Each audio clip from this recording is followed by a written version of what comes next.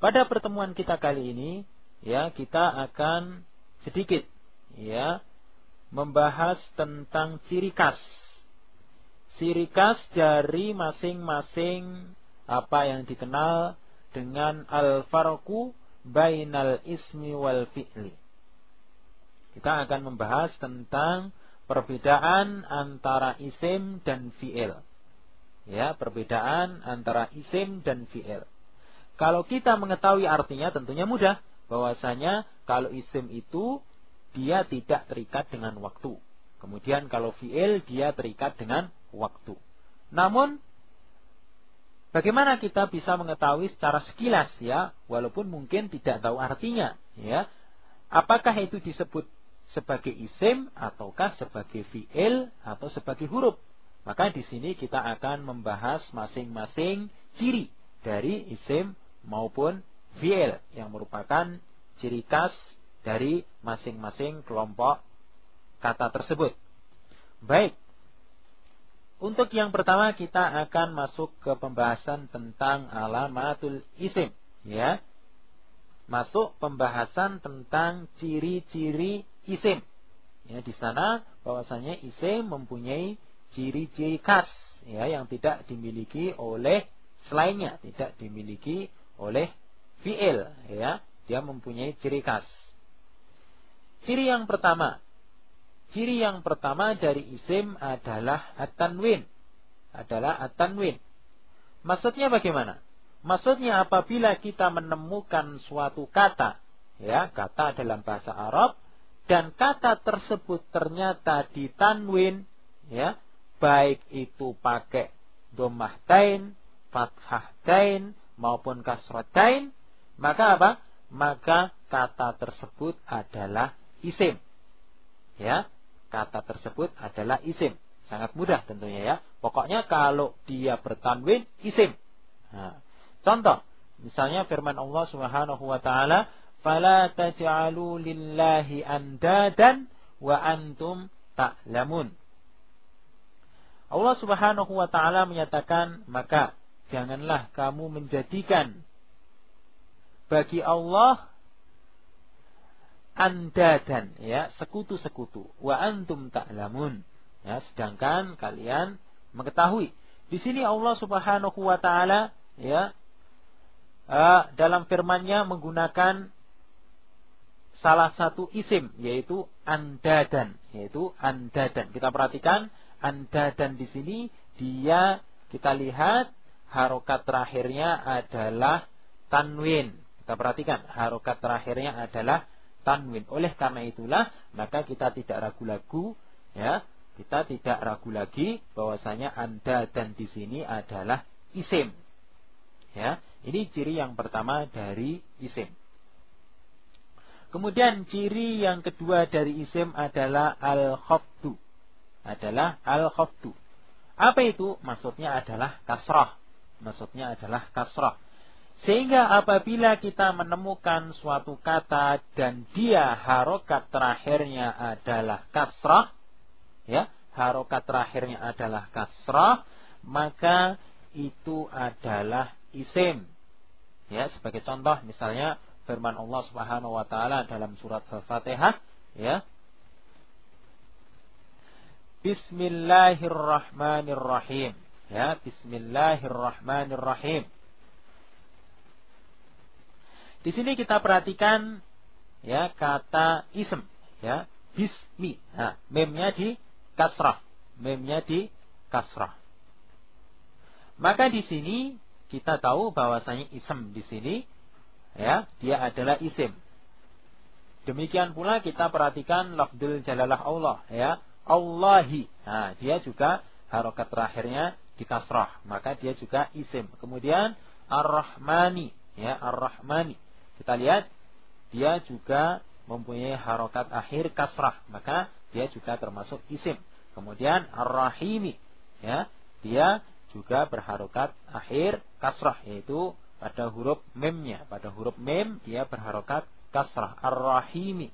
Maka kita katakan bahwasanya ism ataupun lafdzul jalalah Allah maupun ar-Rahman maupun ar-Rahim dia merupakan isim. Karena apa? karena harokat terakhirnya kasrah atau merupakan tanda isim yang kedua, yaitu khafat, ya, khafat. Baik, sekarang untuk ciri yang ketiga, dari isim, yaitu al-alifu wal lam, ya, al-alifu wal lam. Maksudnya apa? Maksudnya apabila kita menemukan suatu kata, ya, kita menemukan suatu kata dan ternyata kata tersebut bergandengan dengan alif dan lam pada awalnya, ya, tentunya pada awalnya. Apabila kata tersebut bergandengan dengan alif dan lam, maka kata tersebut adalah isim. Kita perhatikan, misalnya contoh dari firman Allah Subhanahu wa taala, "Dzalikal kitabu la raiba fih." Ya, Allah menyatakan, ya, itu adalah Alkitab, ya, Alkitab la raiba fih, yang tidak ada keraguan padanya. Nah, kita perhatikan pada kata Alkitab di sini, Alkitab dia adalah kata yang bergandengan dengan alif dan lam. Alkitab, ya, ada alif dan lamnya, maka dia, ya, kita yakin bahwasanya dia adalah isim. Baik, sekarang untuk ciri yang keempat, dari isim. Ciri keempat dari isim, yaitu harful jar, ya, huruf jar. Maksudnya apa? Maksudnya apabila ada suatu kata dan dia didahului dengan salah satu dari huruf-huruf jar, dan kita telah menghafal apa saja yang termasuk dari huruf-huruf jar pada pertemuan yang pertama, ya. Sehingga apabila ada suatu kata dia didahului dengan salah satu dari huruf-huruf jar, maka kata tersebut adalah isim, ya, kata tersebut adalah isim. Sebagai contoh, misalnya firman Allah Subhanahu wa taala, "Wala talbisu al-haqqa bil batil." Ya, Allah nyatakan, dan janganlah kamu mencampur adukkan antara al-haq, ya, dengan al-batil. Di sini kita perhatikan al-batil dia didahului dengan huruf jar bi. Ya, bi merupakan salah satu huruf jar, sehingga al-batil, ya, di sini dia kita katakan sebagai isim karena didahului dengan huruf jar, yaitu bi. Nah, kita perlu ingat lagi bahwasanya, ya, secara umum kata yang dia didahului dengan huruf jar, maka kata tersebut secara umum atau pada umumnya dia berharokat kasrah, ya, makanya bil batili, ya, bil batili, dengan harokat terakhir yang di kasrah.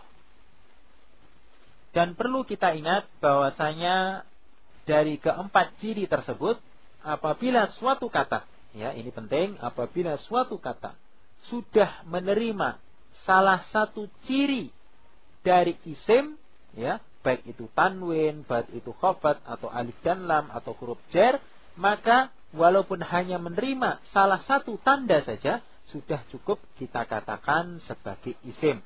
Enggak perlu keempat-empatnya bersamaan. Cukup tanwin saja atau khafat saja atau alif dan lam saja ataupun huruf jar saja. Ya, walaupun kalau tandanya lebih dari lebih dari satu juga boleh. Sebagai contoh misalnya tadi, wala talbisu al-haqqa bil batil. Di sini kita perhatikan ada tanda alif dan lam pada kata al-batil, ya, tapi juga ada tanda huruf jar atau didahului dengan huruf jar. Baik, namun, ya, tadi dikatakan, ya, satu tanda saja cukup, walaupun kalau lebih dari satu juga tidak apa-apa. Namun di sana ada tanda yang harus mau tidak mau nggak boleh ketemu. Ya, ibaratnya kedua tanda tersebut selalu apa? Selalu tidak mau akur, ya, tidak mau bertemu. Yaitu apa? Yaitu tanwin dan alif lam. Ya, sekali lagi, tanwin dia selamanya tidak akan pernah ketemu dengan alif dan lam. Sehingga kalau suatu kata sudah ditanwin, maka tidak lagi dia boleh untuk pakai alif dan lam. Pilih salah satu, tanwin atau pakai alif dan lam. Ya, sehingga nggak boleh misalnya andadan kita tambahi al-andadan, nggak boleh.